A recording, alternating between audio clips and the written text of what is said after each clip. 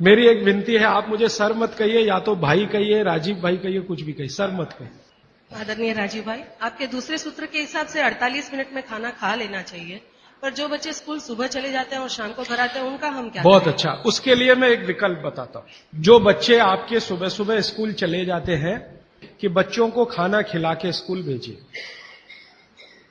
आप बोलेंगे जी खाते नहीं है, मैं आपको इसका तरीका बता देता हूं कैसे खाएंगे वो खाना।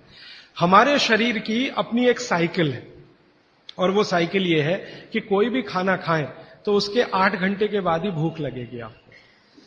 तो एक रात पहले का खाना उनको उस समय खिला दीजिए कि सुबह तक 8 घंटे पूरे हो जाए। माने अगले दिन शाम को ही खाना खिला दीजिए, रात को मत खिलाइए। शाम को 6 बजे तक अगर आपने खाना खिला दिया, 6 बजे तक, तो 8-9 बजे तक सोने की नींद उनको आई जाएगी।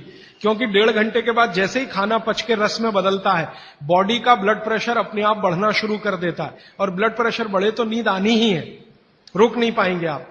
तो शाम का खाना 6 बजे उनको खिला दीजिए, 8 बजे तक नींद आ जाएगी, और 6 बजे से 8 घंटा गिनेंगे तो सवेरे 4-5 बजे तक वो पूरा हो जाएगा। तो 4-5 बजे के आसपास जब वो सोकर उठेंगे तो इतनी तेज भूख लगी होगी कि आप रोटी दाल चावल खिला दो, वो खा के चले जाएंगे।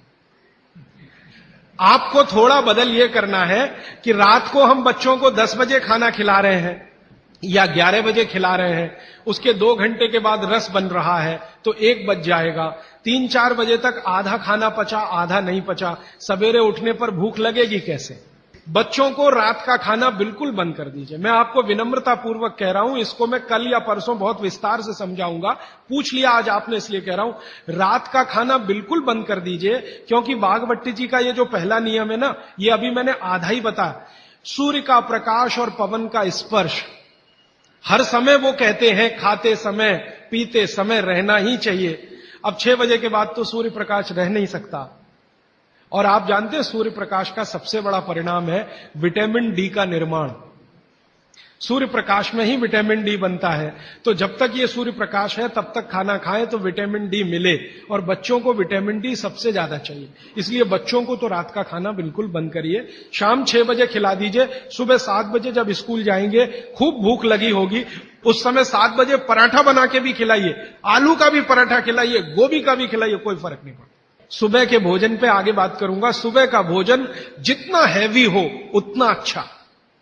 गोभी का पराठा, आलू का पराठा, जितना पराठा, पूड़ी, जो जो पकवान, सब सुबह, सब सुबह।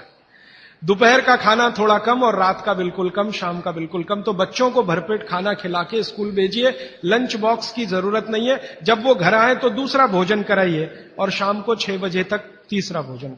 तो मैंने कुछ बच्चों पे प्रयोग किया, शाम का भोजन बंद किया, सुबह उठते ही भूख लगती है उनको। ये तो प्रकृति का नियम है, लगे।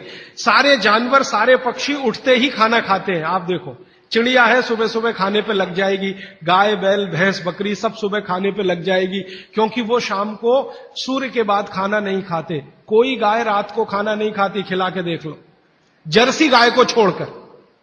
जर्सी भारत की नहीं है, इसलिए उसको भारत का पता भी नहीं है, वो रात को 2 बजे भी खा लेगी। लेकिन भारत की कोई भी गाय, भारतीय नस्ल की गाय 6 बजे के बाद खाना नहीं खाएगी। तो भारत की तासीर ऐसी है, इस तासीर को ध्यान में रखकर रात का खाना जल्दी करिए, सुबह भरपूर भूख लगेगी। और निवेदन इतना ही है कि खाली पेट बच्चों को कभी स्कूल मत भेजिए, खाली पेट तो कभी मत भेजिए। आपने कह दिया जी दूध पी के गया, दूध पी के गया माने एक तरह से खाली पेट, सॉलिड कुछ नहीं है। सॉलिड सुबह सुबह शरीर में जाना बहुत ही आवश्यक है, अगर भविष्य में आप उसको एसिडिटी, अल्सर, पेप्टिक अल्सर से बचाना चाहते हैं। दोस्तों, सबसे पहले तो चैनल सब्सक्राइब करें, फिर लाइक, कमेंट और शेयर करें, और हाँ, हमारा एंड्रॉयड ऐप डाउनलोड करना ना भूलें।